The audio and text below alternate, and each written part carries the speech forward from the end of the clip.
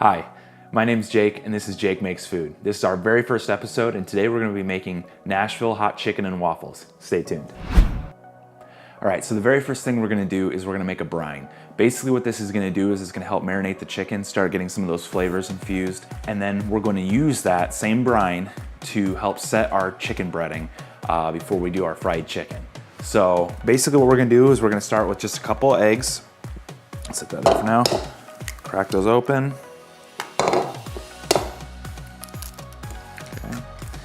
We're gonna add some buttermilk. All right, so then the next thing we're gonna add is a little bit of pickle brine or pickle juice.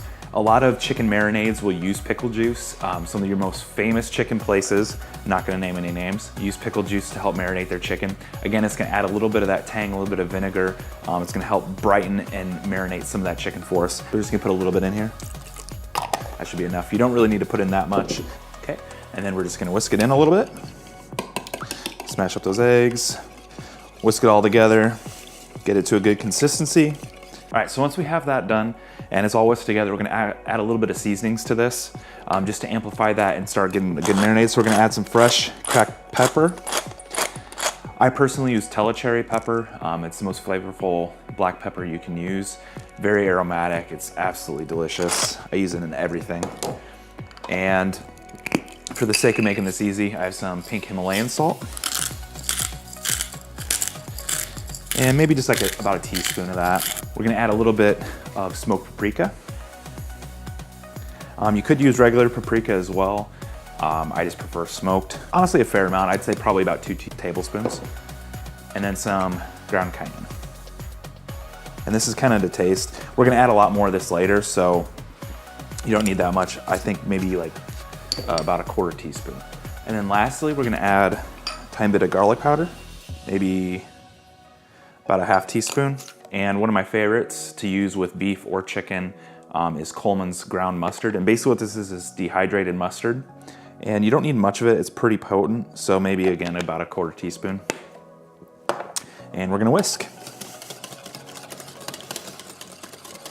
So I'll kind of hold this up. It's almost like a Thousand Island dressing kind of look to it. I do a lot of things visually, so I kind of know what I want it to look like just because there's so much fluctuation in portions and things like that. And honestly, it's already smelling so good. All right, so the very first thing I'm gonna be doing is I have 3 chicken thighs here, which we're gonna be using to make our Nashville hot chicken. The first thing I'm gonna do is I'm gonna salt the skin here. And the reason for that is wet things boil, dry things sear or crisp. So the first thing we want to do is make sure that we can get as much of the moisture out of this skin as possible as early on in the process. So we're going to be putting this in a brine and some other things as well, which will help kind of pull some of those liquids out through osmosis. But we're going to do that right now just to kind of get that process going while we do other steps. All right, and we're just going to kind of pat that in. All right, so we've finished making our brine. We've let our chicken sit for a little bit just to kind of get some of those salts working in the skin. And we're gonna place these in the brine, okay? And what you wanna do is just kind of make sure they're completely wet, completely submerged. Okay, just kind of move them around in there. Chicken has a lot of nooks and crannies, so make sure that you're kind of swishing it around, kind of opening the chicken thighs up so that that brine can get into all the little crevices, okay? All right, so we're gonna wash our hands again. And what we're gonna do is we're gonna put some plastic wrap over this. We're gonna let it sit and just kind of marinate for about an hour. All right, so the next thing we're gonna start working on while our chicken is marinating is our hot sauce for the Nashville hot chicken. Okay, so the first thing I've done is I put about a 1/4 cup of brown sugar in here. We're gonna add some hot sauce. In this case, and in most cases you could use Tabasco, you could use, I'm using Louisiana Pure Crystal hot sauce. You just wanna use something that uses cayenne preferably and very vinegar-based hot sauce. And you're gonna use a pretty good amount of this. All right, so I've used about 1/8 cup of hot sauce, and I know that sounds like a lot, but trust me, it's gonna be delicious, especially when we combine it with the waffle and that maple syrup cream. It's just gonna be a fantastic balance of flavors. So you might think we're done, but we're not. So we're gonna add some chili powder. I'd say probably about a half teaspoon. We're gonna add some red pepper flake. Just a couple dashes. We don't need too much. It's just to add another kind of layer of flavor there. Some more cayenne. Just kind of boost some of the flavors in that hot sauce. About maybe, I don't know, quarter teaspoon. Some pepper. Just a few of those. Some salt, probably about a half teaspoon. A secret blend that I got of ground peppers. So this is an assortment of ground peppers. It's kind of spicy, but it's got some chipotle notes in it, smoked peppers and things. It's very spicy, so I'm not gonna put in a whole lot, just a couple sprinkles. And this is gonna really add some really nice flavors. And then we're gonna add a little bit of lemon juice to add some acidity and some tartness to that. So then what we're gonna do is we're just gonna whisk this up a little bit. And oh my gosh, that smells good. All right, so then the next thing we're gonna be doing is making our maple cream sauce. I'm using 100% real Michigan maple syrup. This is really dependent on how much you're gonna be making. We're only gonna be making 3 chicken breasts. So I'm gonna put in maybe about a quarter cup to start, and we'll kind of adjust as needed from there. And what I have here is some heavy whipping cream. And we're gonna add maybe just about 2 tablespoons of that, and we'll adjust again, like I said, as needed. I've got some ground cinnamon, probably about a quarter teaspoon, some ground nutmeg, about the same amount, and we whisk. All right, so while our chicken is marinating, we're gonna start the next step. And what that's gonna be doing is creating our breading station. So the first thing I've done is I put some flour in here. Honestly, you don't need that much, especially for only 3 chicken thighs. So I put maybe about a cup of flour in here. I'm gonna add some of the same seasonings just to kind of elevate some of the flavors that we worked on. So I'm gonna put in a little bit of dry mustard. Not a whole lot, just a little bit. I'm gonna add some more smoked paprika. Probably a decent amount of that. I would say about a tablespoon or so. A little bit of cayenne. Again, we're gonna add this to our sauce, so we don't need a ton.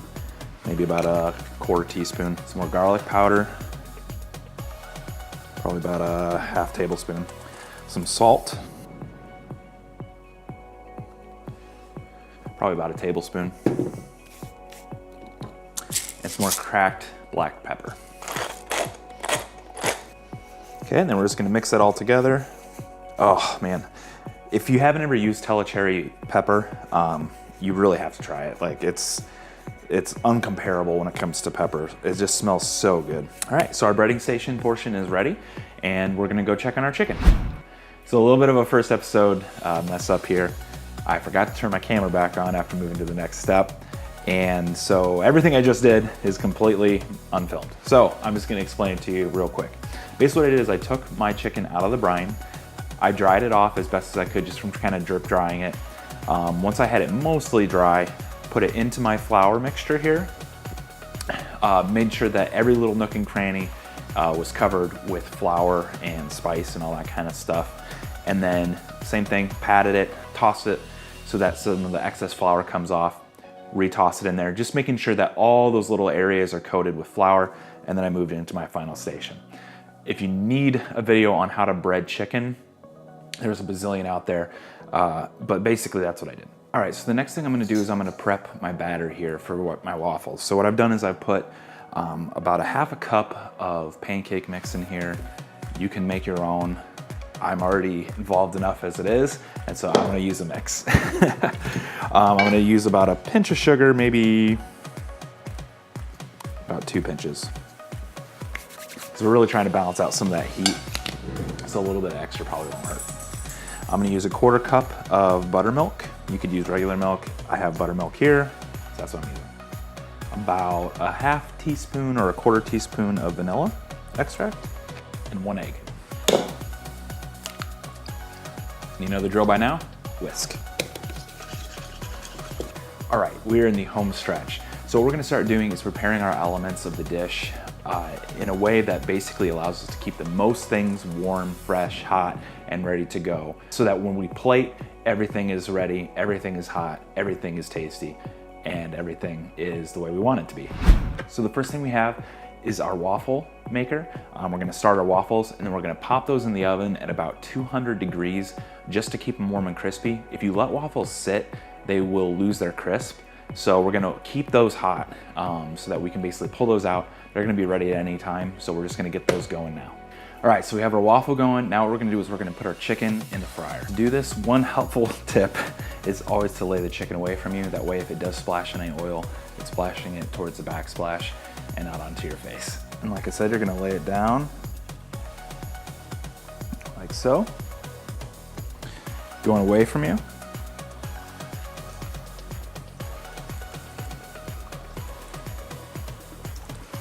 All right, so now that the chicken's in the oil, I'm gonna wash my hands real quick and we're gonna move on to the last steps. So now with traditional Nashville hot chicken, you're gonna use actually lard and butter in your sauce. For today, what I'm gonna actually use is this hot oil that we just cooked our chicken in. It's gonna help just kind of add a little bit of a base for our sauce. So what you do is you just get a little spoon, and we're gonna put enough in here to kind of thicken our sauce and just give it a little bit of a base so that it can stick to our chicken really well.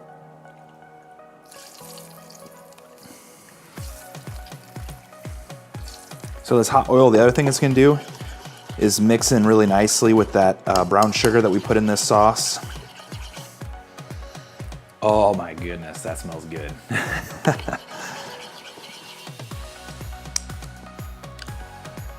Guys, this, oh, wow. Wow, man, I don't even know what to say. That is delicious. That brown sugar gives it just a little bit of sweetness, almost kind of like some Thai flavors going on. That is going to be fantastic on our chicken.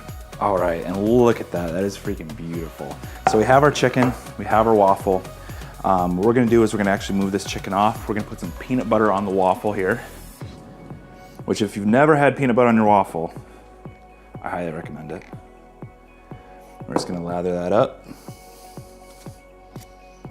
And peanut butter and chicken actually goes really well together, especially with like spicy food. If you think like Thai peanut sauce, that sort of thing. It's really a good flavor combination. And I love peanut butter on my waffles anyway, so. We'll get our syrup here, add a little bit of that on the base. Looks fantastic. Okay, and then what we wanna do is just brush on some of this sauce.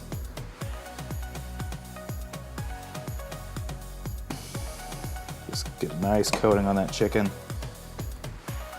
Oh my goodness, guys. This smells incredible. And we're just gonna finish it off with a little greenery. And there you go. Nashville hot chicken and waffles.